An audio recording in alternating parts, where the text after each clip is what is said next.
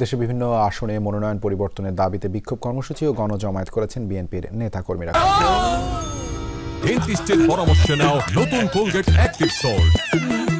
কুমিল্লা 10 আসনে বিএনপির সম্ভাব্য প্রার্থী আব্দুল গফুর ভূঁইয়ার মনোনয়ন বাতিল করে মোবাশ্বের আলমকে দলীয় প্রার্থী ঘোষণার দাবিতে মশাল মিছিল করেছে দলের নেতাকর্মীরা। মঙ্গলবার সন্ধ্যায় নাঙ্গলকোটের বক্সগঞ্জে এই কর্মসূচি পালন করা হয়।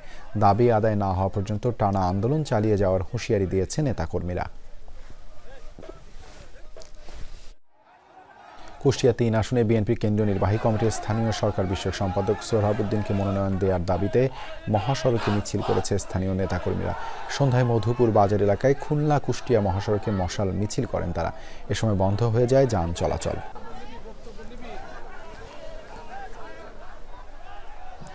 নারায়ণগঞ্জ 2 আসনের মনোনয়ন পুনর্বিবেচনার দাবিতে প্রতিবাদ সভা ও মিছিল করেছে স্থানীয় বিএনপি নেতাকর্মীরা। সন্ধ্যায় 2500 উপজেলার বিভিন্ন স্থান থেকে খণ্ড খণ্ড মিছিল নিয়ে ব্রাহ্মণদী এলাকায় এসে জড়ো হন মনোনয়ন বঞ্চিত 3 নেতার অনুসারীরা। এরপর মিছিল বের হয়ে বিভিন্ন সড়ক ঘুরে 2500 গিয়ে শেষ হয়। খালেদা জিয়া এবং তারুণ্যের অহংকার তারেক রহমান সাহেবকে অনুরোধ করব, ভালো মানুষকে মনোনয়ন দেন।